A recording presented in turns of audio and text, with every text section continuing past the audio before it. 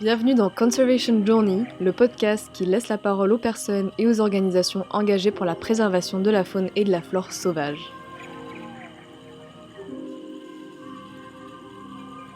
Dans cet épisode, Joëlle, une biologiste marine, nous raconte l'histoire de la fondation de son association LIS au Nicaragua pour les cétacés. Bonne écoute. Je m'appelle Joëlle De Weert et je suis belge et je travaille avec l'association ELIS, qui est une association loi 1901. Donc elle est française, l'association. L'association ELIS a été créée en 2013 par mon frère avec l'idée de partager des valeurs éducatives via le sport. Donc ELIS veut dire éducation, liberté, indépendance sportive. Alors vous allez dire, mais c'est quoi le rapport avec les baleines? Il y en a pas. Le seul rapport, c'est la génétique. Du coup, moi, j'ai rejoint l'association ELIS parce que j'aimais beaucoup cette idée de partager des valeurs éducatives et humaines via la science. Et donc, du coup, ELIS, ça s'applique à éducation, liberté, indépendance scientifique. Donc, parfois, vous allez trouver ELIS scientifique pour un petit peu distinguer du sport. Donc, j'ai commencé en 2015 avec l'idée de commencer un projet au Nicaragua. Mais avant que je commence à parler du Nicaragua, je vais un petit peu vous parler de mon parcours pour que vous compreniez comment j'en suis arrivée là.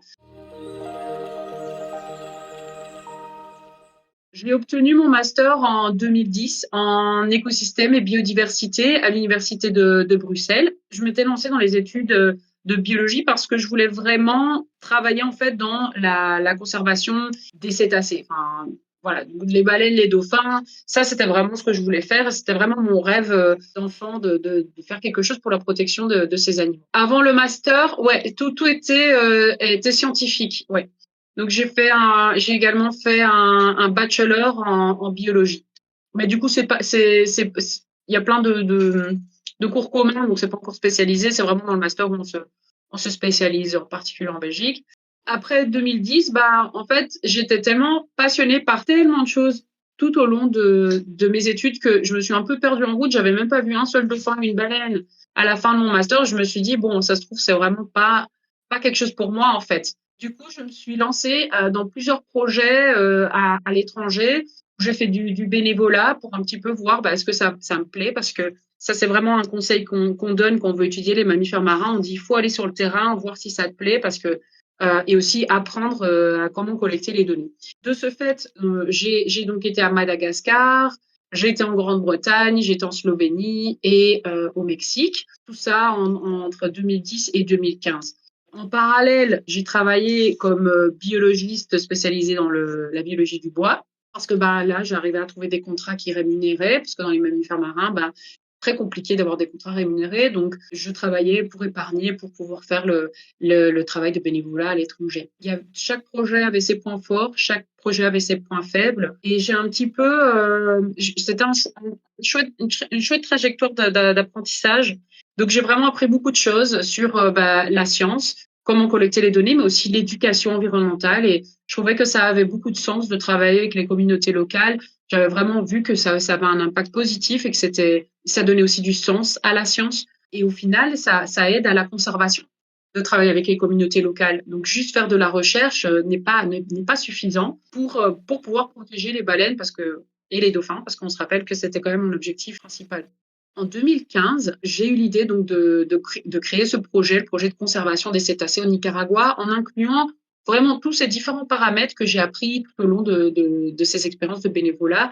Et j'ai intégré, voilà, j'ai un programme scientifique, un programme éducatif et un programme de conservation. Et j'ai officiellement lancé la première saison de Mission de terrain en 2016. Depuis lors, j'ai reçu quelques prix pour ce travail que j'ai fait au Nicaragua, étant donné que j'intègre les communautés locales et que je suis très inclusif dans mes actions. J'ai eu donc un prix de la Fondation Yves Rocher en 2017. Ensuite, pour gagner en crédibilité, parce qu'en fait, c'est vrai que dans le monde de la conservation, il faut vraiment faire de la recherche, c'est vraiment la clé. Et j'ai eu quelques conversations avec des personnes et vu que je publiais mes recherches, j'ai un jour parlé avec un prof à moi et il me disait, bon, en fait, tu fais un doctorat. J'ai dit, oui, enfin non, mais oui. Enfin, c'était pas très clair. Mais il m'a dit, mais tu sais qu'à l'université de Bruxelles, tu peux faire ton doctorat en un an. En un an, moi j'adore les challenges. Je me suis dit, en un an, je veux bien, je mords à l'hameçon. Donc du coup, en 2020, j'ai commencé un doctorat autofinancé. Je n'ai pas reçu de financement. J'ai cherché tous mes financements pour faire ce doctorat. Et pendant ce temps-là, que j'ai fait mon doctorat, j'ai reçu un prix de Jane Goodall pour mes recherches. Vous la connaissez, hein, elle a fait un magnifique travail sur les chimpanzés. Maintenant, elle a 91 ans, incroyable, une femme très inspirante. Et donc, elle m'a donné un prix pour mes recherches que je faisais au Nicaragua et aussi d'inclure les communautés locales. Et par la suite, bah, j'ai quand même, depuis que quand j'ai commencé le doctorat, j'ai gagné quand même en crédibilité parce que j'ai été contactée par WWF, la Commission internationale baleinière et l'Union internationale pour la conservation de la nature pour travailler ensemble au niveau régional en Amérique centrale, parce que le Nicaragua est bel et bien en Amérique centrale, pour en fait élaborer un plan de conservation pour les baleines, pour identifier les menaces qui pèsent sur les baleines à bosse. J'ai pas précisé, donc j'étudie principalement la baleine à bosse. Et en fait, pour élaborer un rapport pour les gouvernements, pour les institutions, pour mettre en place des mesures de gestion pour la conservation des baleines. Pour le sujet du doctorat, en fait, vu qu'il y avait personne qui avait fait de la recherche au Nicaragua, donc ça, j'ai pas précisé, mais c'est un projet pionnier. Donc, il y avait vraiment aucune donnée sur les baleines ni les dauphins au Nicaragua. Je me suis principalement focalisée sur la baleine à bosse pendant ma thèse. Et là, c'était vraiment établir, OK, en fait, il y a combien de baleines qui viennent là, quel type de groupe est-ce qu'il y a, des mères avec leurs petits, des chanteurs, des groupes de compétition. Enfin, voilà, on voulait un petit peu établir l'utilisation d'habitats aussi, comprendre quelles zones sont importantes pour elles. J'ai établi aussi les destinations migratrices. Et ensuite, en octobre 2024, je suis devenue docteur. Donc là, je suis très, très contente que j'ai obtenu le titre de docteur. Donc ça, c'est super chouette.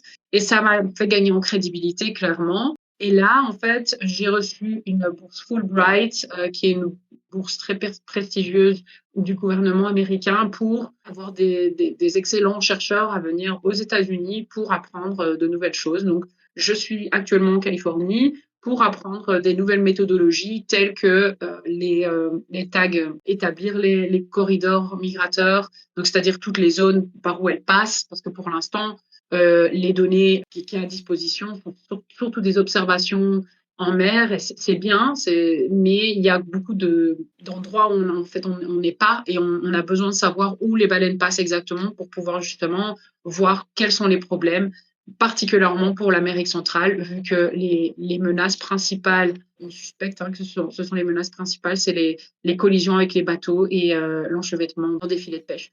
Du coup, pour pouvoir identifier où ça pourrait se passer, il faut aussi savoir par où elles passent. Ça, c'est un petit peu l'objectif dans le futur, c'est de pouvoir intégrer cette nouvelle méthodologie pour pouvoir identifier les déplacements des baleines. Mais tout ça pour vous dire que je fais de la science vraiment pour un but, c'est pas faire de la science pour faire de la science, aller en mer et regarder les baleines. Je veux vraiment faire quelque chose de significatif pour les baleines et les dauphins. Et donc, du coup, ça m'a mené à effectuer beaucoup de déplacements, mais toujours dans l'idée que c'est pour un but précis pour les baleines. Donc, le projet, donc, au Nicaragua, donc, il y a cette recherche. Donc, comme j'ai commencé à vous expliquer, donc j'ai essayé d'établir un petit peu la base, quel type de groupe on trouvait, leur distribution, comment est-ce que cette distribution peut s'expliquer par des paramètres environnementaux. J'ai également donc regardé leur destination migratrice, donc où sont les zones d'alimentation, parce que les baleines à bosse, donc ça vous l'avez compris, elles migrent, mais elles migrent entre des zones de reproduction, typiquement des eaux chaudes, et elles migrent vers des zones d'alimentation. Et pendant tout ce temps-là, elles jeûnent en fait, donc elles ne mangent pas. Ça, c'est ce qu'on a toujours cru. Et avec le projet, en fait, j'ai découvert que les baleines, en fait, au Nicaragua, s'alimentent. Donc, il y a un courant de haute productivité, donc avec beaucoup d'aliments, qui viennent à certains moments de l'année, viennent proches des côtes du Nicaragua. Et en fait, vu qu'il y a plus d'alimentation, les baleines, elles en profitent, elles mangent. Donc, en fait, elles ne jeûnent pas complètement pendant leur migration. Ça, c'est quand même une observation unique et exceptionnelle parce que ça remet un petit peu en question cette idée qu'on avait, en fait, des baleines qu'elles jeûnent, en fait. C'est vraiment, ça brise toutes les idées qu'on avait sur les baleines. Donc, c'est intéressant. Donc, ça, c'est vrai que c'est un élément que je veux continuer à étudier parce que je voudrais comprendre pourquoi. Est-ce qu'elles mangent au Nicaragua? Parce que peut-être qu'elles n'ont pas assez à manger dans les zones d'alimentation. Peut-être que simplement elles ont assez, mais elles voudraient rester un petit peu plus longtemps au Nicaragua, donc elles mangent un petit peu plus pour pouvoir rester plus longtemps, etc. Donc je n'ai pas la réponse, et ça c'est vraiment la suite des événements parce que c'est important de savoir si ce système est crucial pour la survie des baleines et du coup devrait avoir une attention particulière, en tout cas au niveau de la conservation des écosystèmes, quoi. Ensuite, dans le doctorat, j'ai également en fait découvert grâce à ma collaboration avec les pêcheurs, faut dire ce qui est, j'ai mis en place un programme d'observation, c'est un citizen science en anglais. Voilà, les citoyens me donnent leurs observations. Et en fait, à un moment donné, j'ai commencé à regarder ma feuille parce que ça fait depuis 2016 que je fais ça de manière très, enfin, je suis très dédiée à cette feuille. Donc, j'ai quand même déjà 600 observations, je pense, depuis 2016. Et en fait, je me suis rendu compte qu'il y avait des baleines également en juillet, en août et en septembre. Je dis pourquoi également, parce que la population donc, que je vous mentionne qui s'alimente vient donc, des États-Unis et est présente au Nicaragua entre janvier et avril. Donc au Nicaragua, on a des baleines entre janvier et avril, donc c'est pendant la saison sèche, la première saison de l'année. Et après, en fait, j'ai découvert qu'il y avait une autre population qui venait au Nicaragua entre juillet et septembre. Alors, je dis juillet et septembre parce que c'est les données que j'ai, mais je ne peux pas exclure qu'elles ne sont pas là en octobre et en novembre. Donc ça, on ne sait pas. Donc, ces baleines-là, on sait qu'elles viennent d'Antarctique. Alors, nous, on utilise la photo-identification. Donc, on prend des photos des queues de baleines pour savoir quel animal qui est qui. Donc, on crée des catalogues et ce catalogue, on le partage avec une communauté internationale et notamment, nous, on met nos données sur Happy Whale et ils nous donnent en fait des correspondances avec d'autres zones dans le monde. Et donc, nous, on a découvert qu'en fait, ces baleines-là qui étaient là de juillet à septembre, parce qu'on pouvait se poser la question si c'était pas des baleines de la première population qui étaient restées un peu trop longtemps, elles s'y plaisaient un peu trop. Donc, du coup, pour savoir si c'était ça, on a donc utilisé ces photos et on a trouvé une recapture avec l'Antarctique. Alors, on a trouvé qu'une photo de recapture avec...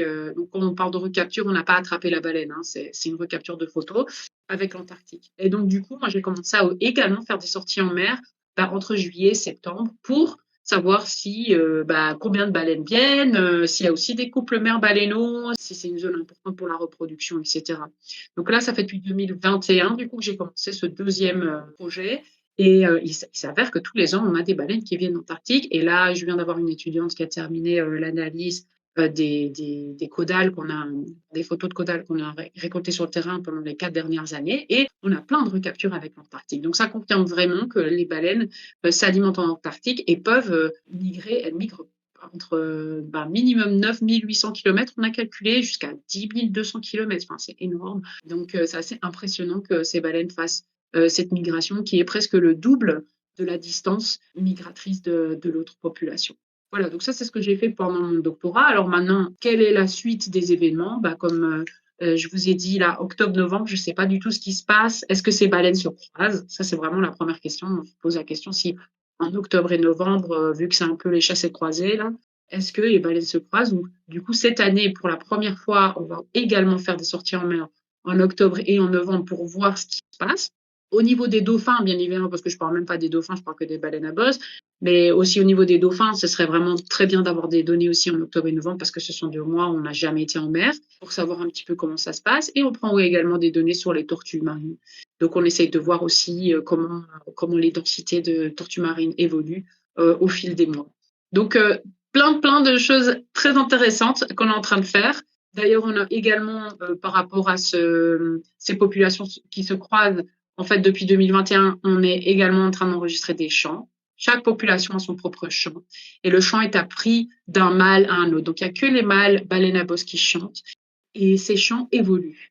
Donc, par exemple, si un mâle, il veut changer un petit morceau du chant, il y en a d'autres qui vont l'apprendre. Et toute la population va se mettre d'accord sur une version. Et donc, du coup, grâce à ça, on peut voir, en fait, la connectivité. Donc, c'est-à-dire que, par exemple, si on a une baleine mâle qui vient de la population donc des États-Unis et une autre de l'Antarctique qui se croisent et qui chantent, il y en a un qui pourra apprendre un morceau de l'autre. Donc, en analysant les chants, on peut voir justement si vraiment il y a une proximité spatiale entre les deux populations. Donc, on a ce projet qui est en cours depuis 2021. J'espère qu'on aura encore des données en 2025 parce qu'il faut vraiment plusieurs années de données pour voir des tendances. Donc, au plus de données, au mieux. Donc, on continue à récolter ces données-là pour pouvoir voir s'il y a de la connectivité entre les populations. Pourquoi c'est important? La population qui vient donc des États-Unis entre janvier et avril est une population menacée. Donc, il y a moins de 1500 individus au niveau de l'Amérique centrale. Et comme je vous ai dit, il y a des menaces, mais on ne sait pas exactement à quel point cela contribue à cette taille de population si réduite, en fait.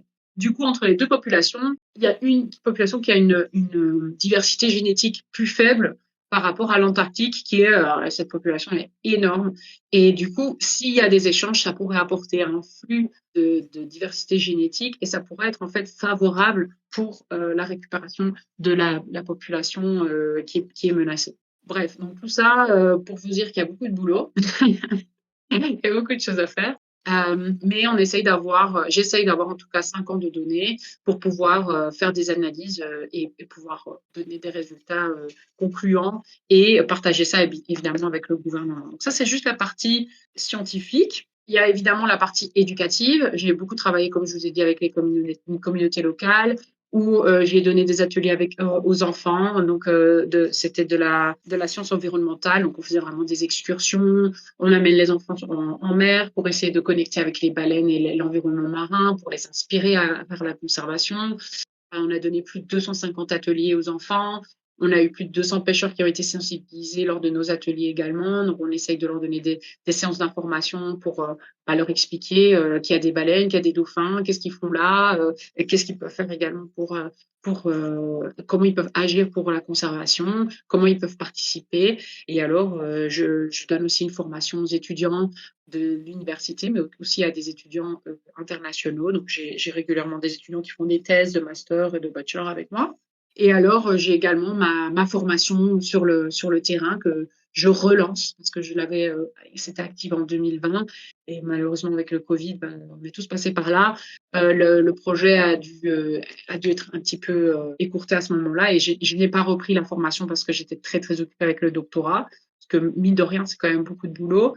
Et du coup, maintenant que j'ai fini, je me suis dit, voilà, j'adore partager mes connaissances, j'adore avoir des personnes qui viennent sur le terrain, étant donné que j'ai eu toutes ces expériences et j'ai un petit peu essayé de faire un cursus pour que les gens puissent apprendre justement tout de manière organisée et peuvent voir toutes les différentes techniques de recherche, parce que c'est vraiment orienté pour des personnes qui veulent faire de la recherche sur les mammifères marins. Et donc, on apprend plein de choses sur la photo-identification, sur comment prendre les données de base, les comportements, on prend les coordonnées, on détermine les types de groupes et plein d'autres choses. Et puis après, on prend des données d'acoustique, donc on fait les enregistrements de chant. Et alors, on fait aussi des prélèvements génétiques pendant cette formation. Et donc, cette formation dure 1 mois. Et là, je l'ai relancée et ça recommence le 11 août. Et ce sera 11 août jusqu'au 11 avril.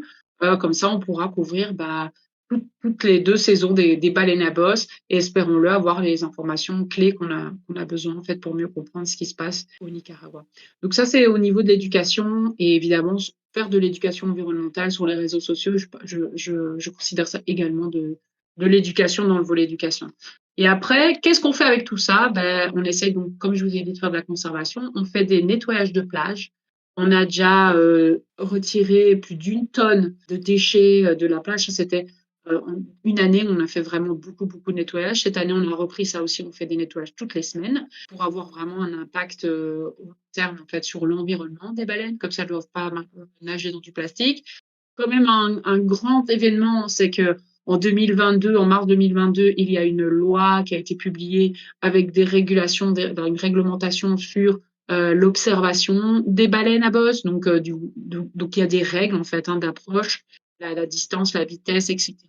Donc ça a été publié grâce en fait à tout le travail que j'ai fait en amont avec l'association. Donc ça, c'est assez incroyable.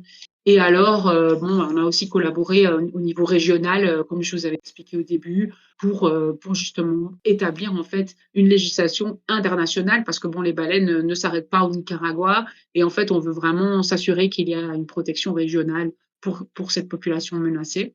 Et alors aussi, tant qu'à faire, je fais aussi des sauvetages en mer des animaux. Donc on a déjà libéré une baleine à bosse avec son baleineau, d'un filet de pêche. On a fait plusieurs sauvetages de tortues. On a eu une tortue verte où on l'a vraiment pris dans une piscine, on lui a donné des médicaments, etc. Et cette tortue a survécu, donc ça, c'était vraiment incroyable. Et on a eu des tortues olivâtres aussi qu'on a à démêler, des filets de pêche. Et ça, c'est crucial parce qu'en fait, les pêcheurs libèrent, hein, les tortues, c'est pas qu'ils ne les libèrent pas, mais parfois ils arrivent trop tard et elles se sont noyées. Donc ça, c'est vraiment crucial de les libérer au plus vite.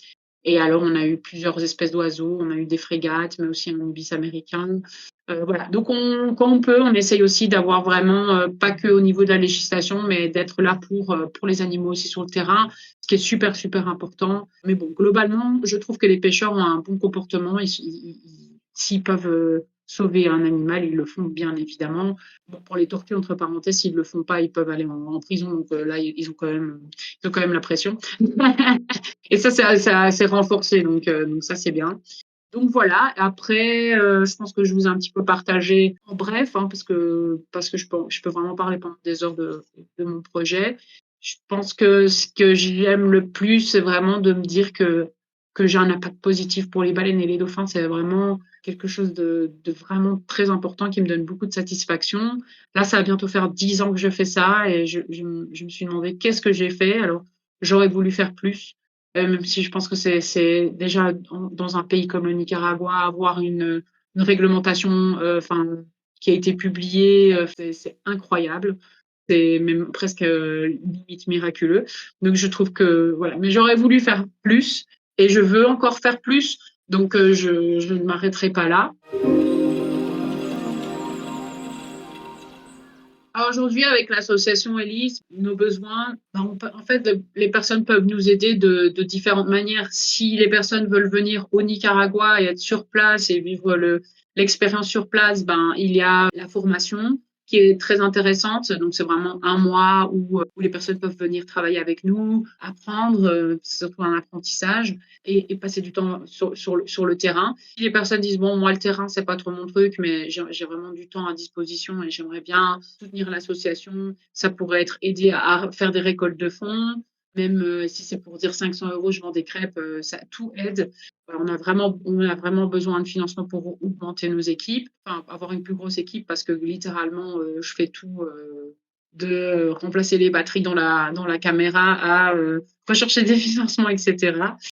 Donc c'est vrai que toute aide est la bienvenue. Si quelqu'un est super passionné des réseaux sociaux qui veut donner un coup de main, moi je suis toujours ouverte à avoir de l'aide. Donc voilà, ça dépend un petit peu de tout un chacun. Si quelqu'un veut faire combiner un voyage et faire quelque chose qui a du sens, la formation est top.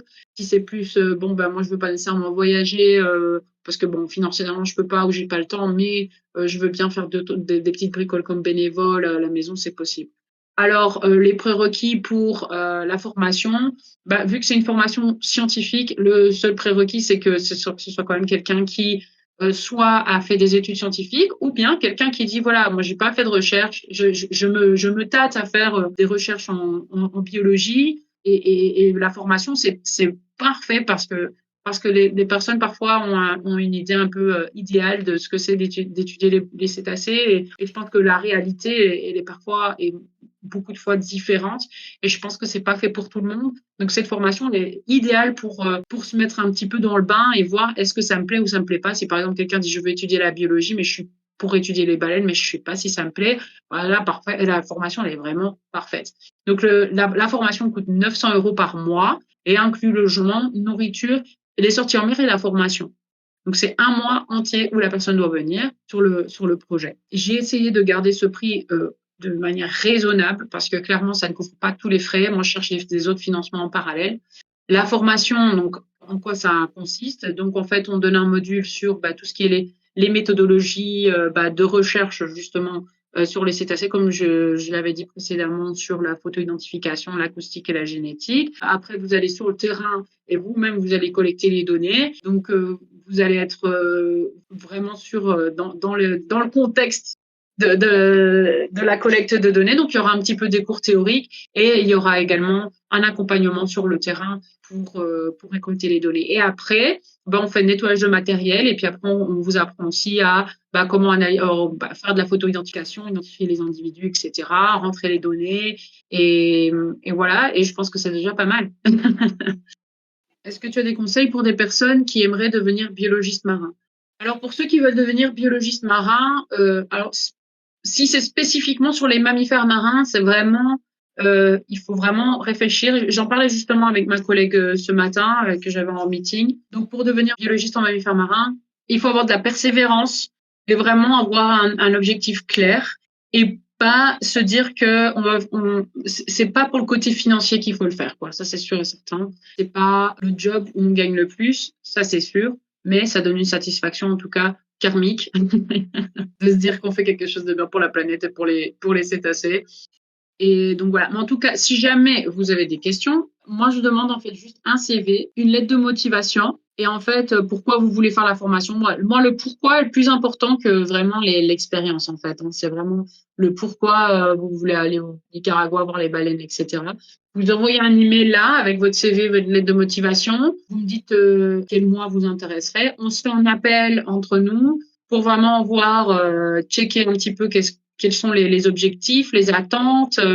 Moi, je veux aussi que la personne qui vient sur la formation ait vraiment que tout soit selon les attentes de tout un chacun, parce que moi aussi j'ai des attentes bien évidemment dans la formation, donc vraiment s'aligner et voir qu'on correspond aussi pour la formation. Et après, une fois si on a décidé que oui c'est bon, vous vous inscrivez et c'est parti. Donc voilà, ça se passe comme ça, le processus de sélection.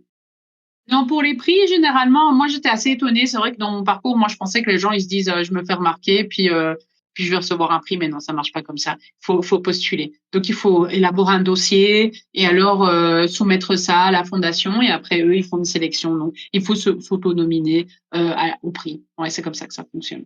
Mais bon, mon rêve c'est qu'un jour je me fais remarquer, je reçois un prix comme ça. Hein. Ça sera plus facile.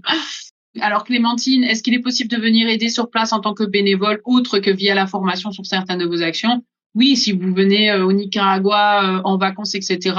Principalement, on a du bénévolat sur les nettoyages de plage, mais en fonction de la motivation des bénévoles, on peut par exemple imaginer d'organiser des événements. Je dis quelque chose comme ça, organiser un karaoké, pour récolter des fonds pour l'association. Ça, c'est chouette, les karaokés. Voilà, il y a d'autres missions qui peuvent être mises en place, certainement, sans nécessairement faire partie de la formation. Mais généralement, les bénévoles, voilà, ils doivent faire un certain nombre d'heures avant de pouvoir aller sur le bateau parce que les places sur le bateau sont très limitées. Donc voilà, donc si l'objectif est de dire, je viens faire du bénévolat, mais je veux aller sur le bateau, il faut considérer ça, que c'est pas automatique, il faut faire un certain nombre d'heures.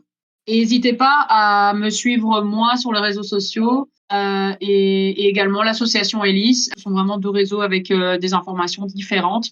Donc n'hésitez pas à suivre les deux. Est-ce qu'il y a une période où j'ai plus de besoins? Honnêtement, j'ai besoin tout le temps. Hein. Il n'y a pas une période plus ou moins. Ouais, c'est à peu près tout le temps. Après, en fin d'année, on fait généralement une campagne de récolte de fonds. Donc, je fais toujours un crowdfunding vers octobre-novembre, par là. Donc là, c'est vrai que ça peut m'aider aussi si les gens peuvent partager ce lien aussi avec leur réseau. Et parce que pour l'instant, même au bout de 10 ans, j'ai pas encore autant. Voilà, j'aimerais bien augmenter mon reach, donc avoir plus de monde en fait qui s'implique et même donner 5 euros, hein, ça doit pas être beaucoup, mais de pouvoir avoir plus de dons tous les ans. Donc ça, c'est vrai que juste envoyer un email à vos amis, ça serait déjà un super participation. C'est pas grand-chose, mais ça pourrait aider. Alors avec l'association, oui, je me rémunère depuis 2020, mais c'est compliqué. Voilà, chaque année, je sais pas si ça va continuer. Donc, donc voilà. Donc oui, c'est la galère, c'est toujours la galère et c'est pas toujours facile, je vais être très honnête, parce que bon, ça demande beaucoup de boulot. Déjà juste une carrière scientifique, c'est déjà un travail plein temps et voilà, je dois aussi chercher mes financements parce qu'une fois que je pars ici des États-Unis, je retourne à un système comme c'était avant. Donc je dois trouver mes propres financements. Donc voilà, c'est ça qui est compliqué. D'où la formation aussi, ça aide. Hein. C'est pour ça il y a une participation parce que sinon, moi, dans un monde idéal, j'aimerais trop que ce soit gratuit pour tout le monde, mais la réalité, c'est que je les facture et il faut les payer. Donc voilà. Mais je reste positive. Je garde espoir que les choses vont s'améliorer, que mon équipe va grandir. Et tout ça, c'est grâce aux personnes qui me soutiennent. Hein, je vais pas mentir, le projet, moi, je pense qu'il existe encore parce qu'il y a plein de gens qui sont passionnés par les baleines, me connaissent et veulent aussi me soutenir parce qu'ils savent que je me démène pour la cause. Et clairement, moi, si j'ai terminé mon doctorat, j'avais une centaine de personnes qui étaient là et ça représentait même pas toutes les personnes qui m'ont soutenue tout au long de ces années. Et j'aimerais bien que ça continue et j'aimerais bien augmenter, avoir une plus grande communauté. Voilà, j'aimerais bien travailler là-dessus, mais chaque personne peut aider, chaque personne fait la différence. Et c'est vrai que si une personne se sent appelée, se sent inspirée, ben, n'hésitez pas à m'envoyer un email, il n'y a pas de problème. Et on peut discuter des possibilités. J'ai par exemple des personnes qui font aussi de la photo-identification à distance, par exemple, qui m'aident à faire des tris de photos à la maison, quoi. Donc, il suffit d'envoyer un WeTransfer et voilà. Alors, c'est quoi la vision des cétacés au Nicaragua? Les locaux sont sensibles à leur préservation ou c'est vraiment un sujet qui te porte que tu portes à bout de bras? Les locaux, bon, on va dire, le Nicaragua est quand même un pays assez pauvre. Les personnes sont généralement plus occupées à survivre que de se préoccuper des baleines. Mais c'est vrai que les pêcheurs sont enthousiastes. Ça fait 10 ans qu'ils me voient courir dans tous les sens. Quand je vais sur le bateau, ils se disent, mais qu'est-ce qu'elle fait sur son bateau, quoi. Ils se posent vraiment plein de questions, même si je leur donne des séances d'information, il n'y a pas toujours tout le monde qui vient. Alors, parfois, bah, j'ai un petit livre aussi que j'ai imprimé avec des jolies photos de baleines. Alors parfois je me balade avec et enfin d'ailleurs j'en réimprime un et alors je montre aux pêcheurs et ils adorent quoi. Et je leur raconte des histoires sur les baleines et donc je vois que ça commence à venir. Par exemple là ils ont inauguré des statues de baleines dans le village et je sais très bien qu'ils l'ont fait parce que je suis en train de les embêter un petit peu avec les baleines depuis 10 ans et il y a même un pêcheur qui a demandé où j'étais pour l'inauguration parce que malheureusement j'étais pas là et il trouvait ça normal que la mairie m'invite pour l'inauguration. Donc voilà, il y a quand même tout le monde m'a bien associé avec les baleines. S'ils en voient, ils vont me communiquer. Donc je pense que ça les impacte. Après, est-ce que ils changent leur habitude? Ça, je peux pas le dire. Je ne sais pas. Alors pour ce que si je fais des interventions directement auprès d'eux, oui. Donc j'ai fait des séances d'information avec eux. J'ai même fait des séances des workshops, des ateliers dans les écoles. On faisait même des tests de connaissances au début et à la fin. Et donc on attribue donc un pourcentage de connaissances. Et juste pour voir en fait combien ils ont appris au cours du cours. Et c'est impressionnant. Hein. Il y avait des enfants, ils connaissaient 30-40% et ça a augmenté à 80% sur les connaissances sur les écosystèmes marins. Donc vraiment, c'était assez efficace nos ateliers. Ça, j'aimerais bien reprendre parce que je fais toujours les excursions avec les enfants, mais les ateliers, j'ai dû mettre en pause parce que j'avais pas assez de financement pour avoir une prof à plein temps comme j'avais avant. Donc voilà, c'est toujours des décisions. Mais c'est vrai que c'était.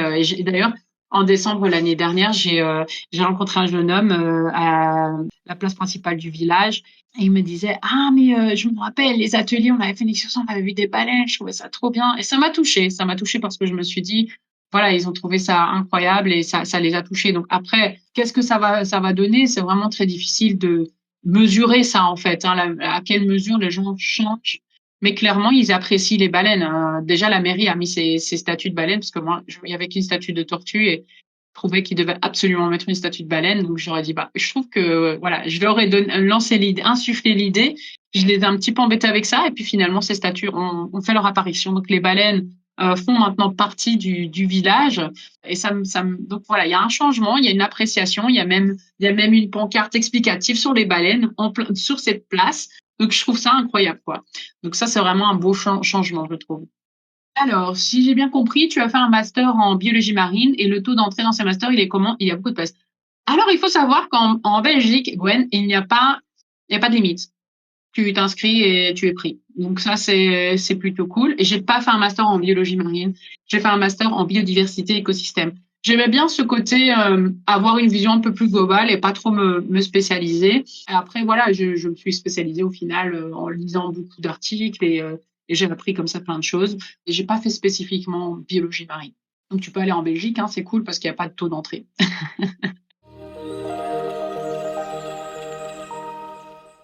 Merci beaucoup, Émilie, pour l'invitation. Merci pour tout ce que tu fais. C'est incroyable de connecter comme ça les gens avec des projets et je trouve ça génial que tu investis ce temps-là. Donc, merci beaucoup de m'avoir invité et d'avoir pu partager mon projet avec tout le monde. Et voilà, n'hésitez pas à me contacter. Vous avez mes réseaux sociaux et on restera en contact. Et s'il y a encore des questions que vous n'avez pas pu poser, ben, n'hésitez pas. Et je vous reverrai peut-être au Nicaragua. D'ailleurs, j'ai pas précisé, mais J'ai fait un documentaire, j'espère un jour le projeter. Donc, si jamais vous êtes dans une ville avec une belle salle, on pourrait organiser une projection de documentaire. Il fait 19 minutes. Donc, si jamais vous êtes motivé de faire ça aussi, il y a aussi cette possibilité. Documentaire, ouais, c'est chouette parce qu'on voit vraiment les conditions dans lesquelles je travaille. Ça part du projet justement, les activités, etc. Voilà. Mais bon, je vous le dis un petit peu en avant-première parce que je l'ai pas vraiment annoncé sur mes réseaux ni nulle part d'autre. Et il faut que j'organise un genre de tournée pour présenter le documentaire. Donc ça, j'ai hâte. J'espère que cet épisode t'a plu. Si c'est le cas, n'hésite pas à laisser un avis et à partager autour de toi. Tu peux retrouver tous les liens utiles dans la description. Pour rappel, retrouve comment aider les associations partenaires sur mon site conservationjourney.org ainsi que toutes les ressources pour t'orienter. Il y a autant de manières de s'engager pour la préservation de la biodiversité qu'il n'y a d'humains, alors j'espère que ce podcast et toutes mes ressources vous aideront à trouver la vôtre. À bientôt dans un nouvel épisode.